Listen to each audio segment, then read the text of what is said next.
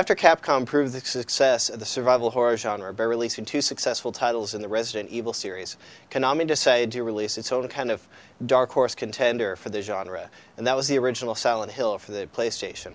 It provided a very different sort of horror experience to the genre. With the Resident Evil series, its scares relying on, big, surprise boo scares like zombies bursting out of an open door, something like that.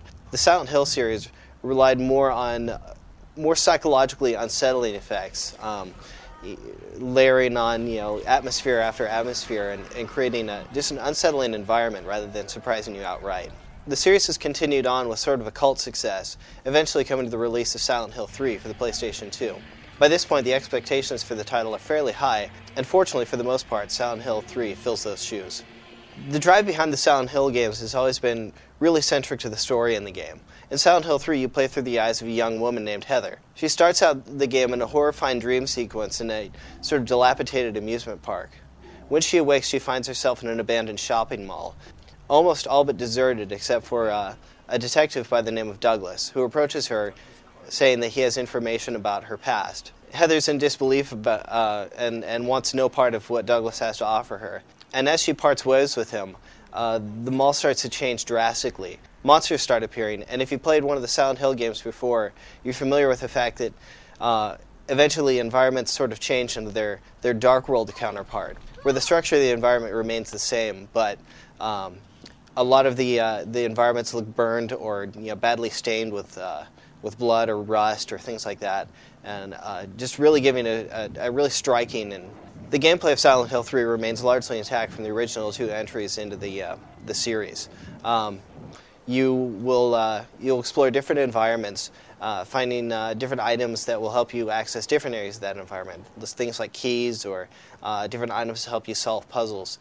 In different environments, you'll come across monsters which you'll need to fight. And actually, this is where one of the more key differences, although it is a slight difference, in that the monsters are considerably tougher in Silent Hill 3, and there's actually a lot fewer supplies, such as ammunition or health supplies.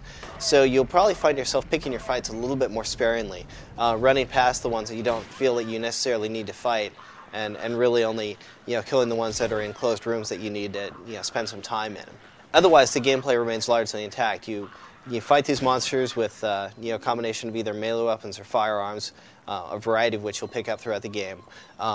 You'll want to keep a store of health items to keep yourself healthy as the monsters wear you down, and solve puzzles and get from environment to environment. All told, Silent Hill's strongest suit is really its production values. Silent Hill 2, with its grainy film look and really staggering dynamic lighting effects, really raised the expectations of graphical prowess for the PlayStation 2. And really, Konami probably could have released Silent Hill 3 using the same graphics engine and would have done just fine against the current standards of the platform. However, they decided that they really needed to develop a new graphics engine for the game, and it's actually some of the most amazing graphics we've seen for the PlayStation 2.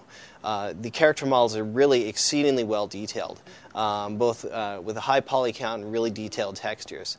The dynamic lighting creates really crisp, clear shadows as you cast lights throughout the room from the flashlight that Heather holds in her shirt pocket, which lights up the darker environments that she'll be exploring.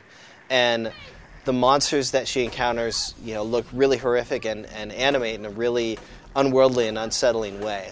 The grain filter, which some people didn't quite like about Silent Hill 2, is back again. It's been toned down a great deal to the fact that you might not notice it, but what's even better is that right at the outset of the game, there's an option to be able to turn it off if you find it's not to your liking. Running hand in hand with the visual production values of the game is also its sound.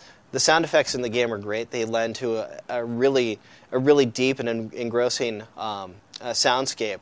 From simple things like Heather's footfalls as she wanders through an abandoned building, to the groan of a far-off monster that may or may not be there when you turn around that corner.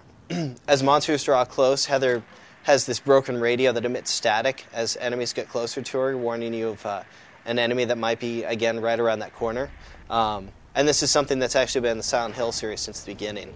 The original soundtrack was composed specifically for the game and ranges from tracks that sound like making music and rhythm tracks out of various environmental sounds, such as various industrial groans and whirs of far-off machinery, to these very solemn, kind of lonely-sounding ballads, taken from a a single guitar or a synthesizer, creating a very deep and brooding feel to the game.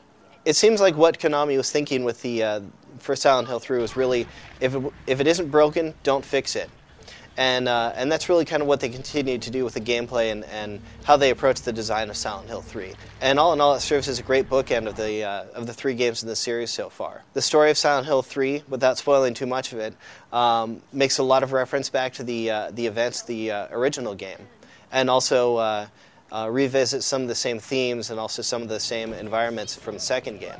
While this gameplay can wear a little bit thin at times, really what will keep you going through most of the game will be its story and its characters.